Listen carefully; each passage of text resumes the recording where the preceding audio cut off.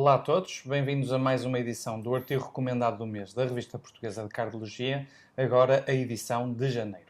Na edição deste mês temos connosco, como nosso convidado, o professor Rui Batista, que vem do Centro Hospitalar e Universitário de Coimbra, e ele traz-nos um artigo da área que se dedica mais, que é a área da insuficiência cardíaca, e que eu diria que é um artigo de facto muito interessante, que foi agora publicado na Lancet e que no fundo vem nos esclarecer uma dúvida que é frequente na nossa prática clínica, sobretudo quando nós tratamos doentes com insuficiência cardíaca, que é naqueles doentes que cada vez temos mais, que conseguimos recuperar a função ventricular esquerda, se nestes doentes podemos interromper a terapêutica ou fazer algum tipo de decalagem da terapêutica neste tipo de doentes. Rui, bem-vindo aqui à nossa edição. Obrigado por teres vindo. Eu começaria precisamente por te perguntar quais foram então os principais resultados deste estudo e quais são as implicações que tu vês assim para a prática do dia a dia. Ok, obrigado. De facto, o TRED-HF vem responder a uma pergunta muito importante. Se realmente podemos dizer aos doentes para pararem a medicação depois de recuperarem a sua função ventricular esquerda. E a resposta é muito clara. Dos resultados do estudo, a resposta é não. Os doentes devem manter a sua terapêutica indefinidamente. E porquê?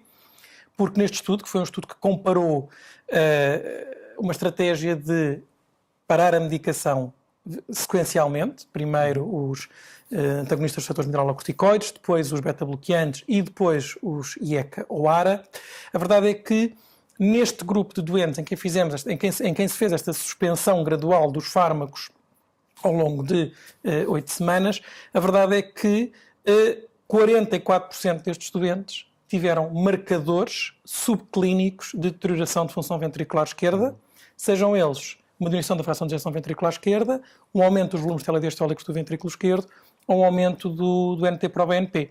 E, portanto, no grupo de 25 doentes em que fizeram isto, de facto, houve quase metade dos doentes tiveram uma deterioração subclínica da função ou do aumento do BNP ou dos volumes.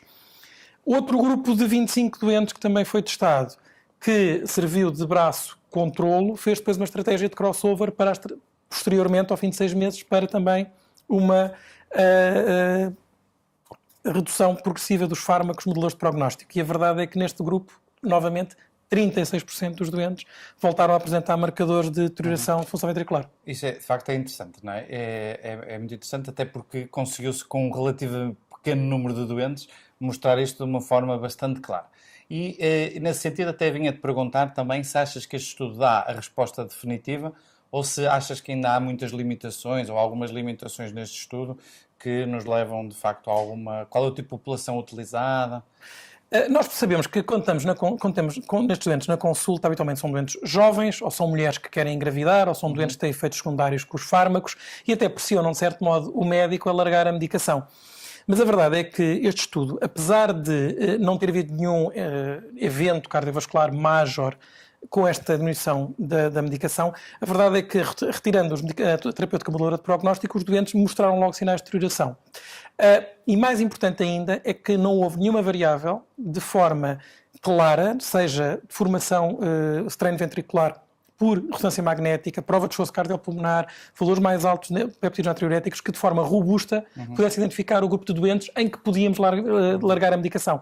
E, portanto, a recomendação global do fármaco, do estudo, mesmo em 50 doentes, é que não é seguro fazer isso, enquanto não tivermos indicadores mais claros de em quem é que podemos realmente suspender os fármacos. Só mais um dado importante aqui, é que esta população é uma população jovem, com uma idade média de 55 anos, que excluiu doentes com cardiopatia isquémica ou com cardiopatia valvular, portanto, era essencialmente população de miocardiopatia dilatada, de etiologia familiar, idiopática, pós-inflamatória e alguns pós-tóxicos, quer álcool, quer antraciclinas. Em muito bom estado. NT-proBNP médio de 77, prova de esforço cardiopulmonar com VO2 normal, 95% do esperado para a idade. Portanto, era uma população... Eram muito bons doentes e mesmo nestes doentes muito bons, mal se suspendeu a terapêutica, ao fim de 8 semanas havia logo sinais de deterioração de função.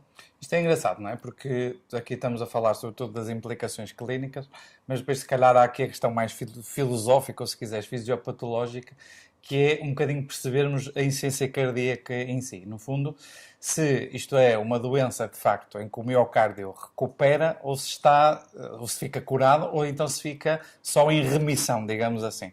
Como é que tu vês isto, esta questão mais fisiopatológica da insuficiência cardíaca? É que é mesmo isso, não é? Nós quando vemos o eco ou ressonância, ficamos muito contentes porque, de facto, a função ventricular esquerda melhorou, mas os mecanismos de contração moleculares, a própria expressão proteómica no cardiomiócito e o desequilíbrio neurohormonal, na verdade, só está equilibrado porque temos os receptores bloqueados ou modulados.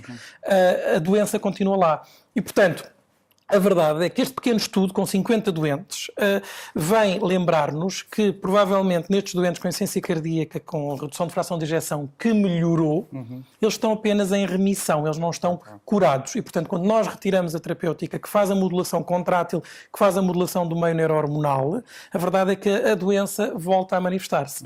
E, portanto, enquanto não tivermos uma melhor forma de identificar quais são os doentes que estão verdadeiramente curados, que estão recuperados, provavelmente será mesmo mais prudente aconselhar os doentes a tomar a sua medicação indefinidamente, que será durante muitas décadas, porque o prognóstico destes doentes habitualmente é bom se tomarem a medicação regularmente. Muito bem. Rui, obrigado por teres vindo. Obrigado. Acho que tivemos aqui um excelente artigo que de facto merece ser lido e esta é a nossa recomendação para o artigo recomendado do mês e aconselho a que todos continuem a seguir as nossas edições do artigo recomendado do mês da Revista Portuguesa de Cardiologia.